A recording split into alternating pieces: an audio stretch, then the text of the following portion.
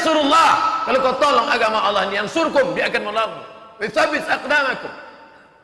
Ulama-ulama di penjara, disediakan anjing herder yang lapar di situ. Lalu ulama-ulama itu dicambuk, berdarah-darah, darah bau amis. Anjing herder lapar mencium bau darah, dimasukkan ulama ke dalam penjara. Anjing herder mau makanan enak, ini deh, ini daging ulama enak nih, tak ada barang haram di dalam, makan. Datang anjing herder itu menjilat darah ulama sampai bersih sebersih-bersihnya, dan penjaga itu menengok dengan matanya. Maulaya salli wa sallim daiman abada ala habibika khairil khalqi kullihim. Maulaya salli wa sallim daiman abada. Ustaz, kata Ustaz, dia ini ulama usul, menjual fatwa untuk kafir, untuk maslahat kepentingan sesaat. Kenapa umurnya panjang? Kenapa badannya sehat?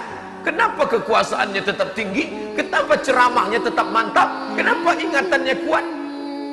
Sanastadrijuhum min haitsu la ya'lamun. Kami mainkan mereka dengan istidraj min haitsu la ya'lamun. Mereka tidak sadar. Istidraj. Umli lahum, kuulur, kubuat hafalannya kuat, dibacanya ayat, nampaknya ayat di mata itu, mengingat hadis, hebat usul fikih, hebat fikih, mantap. Terpukau orang mendengarnya, orang sangka itu adalah nikmat, padahal dia sedang dimainkan dalam laknat bernama istidraj. Sanastadrijuhum min haitsu la ya'lamun. Aku mainkan mereka dengan istidraj. Wa umli lahum. Aku ulur, aku tutupi aibnya di dunia. Aku tampakkan dia baik, soleh, sehingga orang salah sangka. Inna kaidi matin. Tipu dayaku amat sangat kuat. Tipu dayaku amat sangat kuat. Berapa banyak orang yang ditipu dengan tipu yang luar biasa. Wa makaru, mereka berbuat makar. Wa makarallah, Allah balas dengan makar. Wallahu khairul makirin. Allah paling pandai membuat makar, tipu daya. Tapi dia juga sadar. Kenapa? Karena memang azab itu sebentar lagi. Innallaha la yumli lizalim. Allah sengaja mengulur pada orang yang zalim itu, mempermainkan umat, mempermainkan agama, mempermainkan fatwa, mempermainkan ayat. Innallaha la yumli, diulur Allah, diulur. Hatta idza akhadahu, sampai masanya nanti Allah menghukum, lam yuflithu, tak disisakannya walau sedikit. Berapa contoh yang memain-mainkan ayat. Innalladzina amanu, orang yang beriman, walladzina hadu, orang Yahudi, wan nasara, orang Nasrani, wassabiin, orang yang menyembah bintang. Man amana, karena mereka beriman, wa amila salihan, beramal saleh, la khaufun alaihim wa la hum yahzanun. Dipelintir ayat ini. Yahudi benar, Nasrani benar, penyembah pokok kayu benar, yang penting orangnya baik, yang penting orangnya sopan, masalah akidahmu tidak perlu ditanya, yang penting gak ganggu orang, yang penting gak ngerusak orang, maka dia akan masuk surga semuanya. Sebelum kematiannya Allah tunjukkan kuasa. Ente katakan semua agama benar? Ya. Malang tak dapat ditolak, untung tak dapat diraih. Anak kandung menikah dengan Yahudi dari Rusia. Langkah rezeki, pertemuan maut di tangan Allah. Dipertemukan Allah anaknya dengan Yahudi itu, nikah dengan Yahudi. Meleleh juga air mata itu, kata Ketua Dewan Dakwah Indonesia. Saya melihat sendiri, kata Ketua Dewan Dakwah, tokoh besar kita itu yang dulu selalu mengatakan ceramah di mana-mana, semua agama benar, semua agama benar.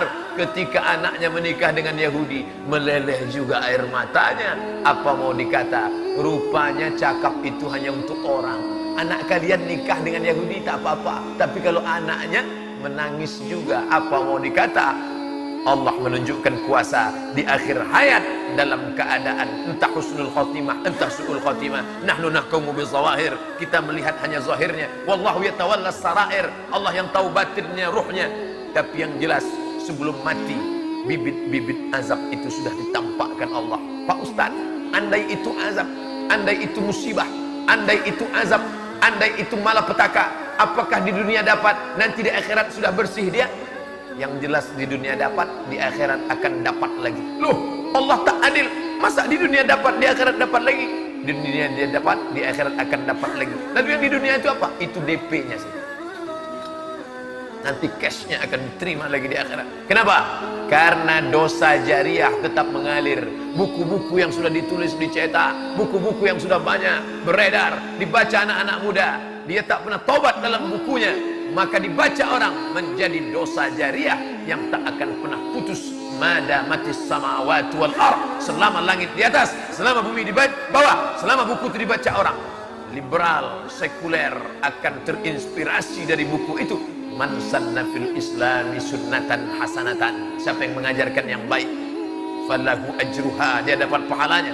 Wa ajru man amila biha, orang lain yang mengamalkannya mengalir pahalanya. Min ba'dihi, setelah dia mati, min ghairi an yanqusa min ujurihim syai'un, pahalanya tak berkurang walau sedikit pun. Man sanna fil islami sunnatan sayyi'atan, siapa yang mengajarkan yang buruk, yang jelek, yang jahat, yang kotor, falahu wizruha, dia dapat dosanya. Wa wizru man amila biha, dosa orang lain yang melakukannya. Terus berganti zaman, berganti terus, maka dia sedang menuai dosa. Setiap hari mendapatkan tetesan dosa jariah. Sampai kapan? Min ghairi an yanqusa min auzarihim syai'un, dosa mereka tak berkurang, mereka dapat 100, dia pun dapat 100, mengalir terus. Maka kita berpikirlah untuk berbuat yang baik-baik. Adapun mereka yang sudah memakai topeng-topeng agama untuk merusak agama Allah ini, kita jaga dengan pengajian yang tetap istiqomah. Datang ke majelis tafsir Al-Ma'rifah, datang ke kajian Anda bertanya, Mufti menjawab di Ar-Rahman, datang kajian penyakit-penyakit hati bersama Dr. Saidul Amin, kajian fatwa bersama Dr. Mawardi Muhammad Saleh, kajian tafsir bersama Dr. Mustafa Umar. Jaga istiqomah, bawa anak istri, keluarga, sahabat. Kita ciptakan komunitas yang baik. Kam min fi'atin qalilatin, betapa banyak kelompok yang sedikit, ghalabat fi'atan katsiratan, akan mengalahkan, bisa membuat seperti air bah yang besar, sehingga hanyutlah semua kotoran-kotoran sampah-sampah itu. Kenapa? Karena semua berawal dari kecil.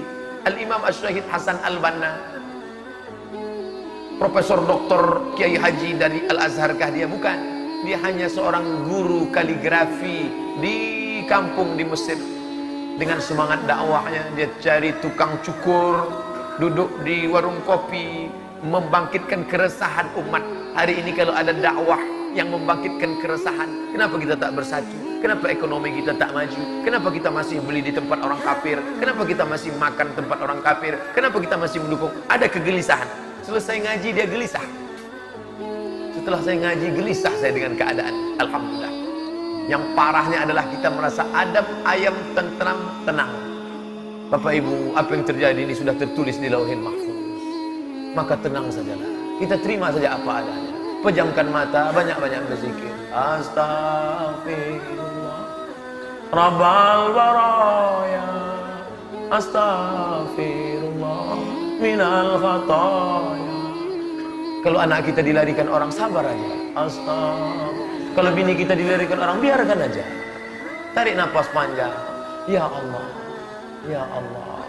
Kalau agama kita diinjak-injak orang, jangan pikirkan Allah Maha Besar untuk menolong agamanya. Agama ini tak perlu ditolong. Ngapain kita tolong-tolong agama ini? Seolah-olah dia tak mampu menolong. Al-Aziz, Al-Jabbar. Biarkan agama ini pijak-pijak orang. Yang penting kita tenang. Ustaz setan itu. Tak betul. Intan surullah. Kalau kau tolong agama Allah ini, yang surkum, dia akan menolong. Bisabis aqdamakum. Ulama-ulama di penjara. Sahabat saya naik. Saya menengok juga, tapi tak ketemu dengan penjaga itu. Sahabat saya naik ke Qal'ah. Qal'ah artinya tembok. Tembok yang dibangun oleh Muhammad Ali Pasha. Muhammad Ali Pasha membangun tembok masjid yang indah di Mesir. Tapi pada masa rezim kekuasaan Gamal Abdul Nasir, disitulah tokoh-tokoh pejuang Islam di penjaranya. Siapa yang melawan dia penjara. disediakan anjing herder yang lapar di situ. Lalu ulama-ulama itu dicambuk, berdarah-darah, darah bau amis. Anjing herder lapar mencium bau darah, dimasukkan ulama ke dalam penjara. Anjing herder mau makanan enak, ini deh, ini daging ulama enak nih, tak ada barang haram di dalam, makan. Datang anjing herder itu menjilat darah ulama sampai bersih sebersih-bersihnya, dan penjaga itu menengok dengan matanya. Saya dulu pemabuk, pezina, benci dengan ulama, saya tak percaya Tuhan. Mata saya melihat anjing yang lapar itu menjilat luka ulama itu dan bersimpuh di hadapan ulama. Itulah yang membuat saya tobat. Dan di akhir usianya menjadi penjaga masjid, bercerita kepada salah seorang sahabat yang berkunjung ke Qal'ah, tembok benteng Muhammad Ali Basha. Allah mau menunjukkan, kata kalian mukjizat tak ada, mukjizat masih ada. Anjing pun masih bisa membedakan mana ulama, mana perampok, mana penjahat. Tapi hari ini ada manusia yang katanya sudah lulus fit and proper test, tak bisa membedakan mana ulama, mana perampok. Tak tahu dia mana yang mesti ditangkap, mana yang mesti dilepaskan. Allah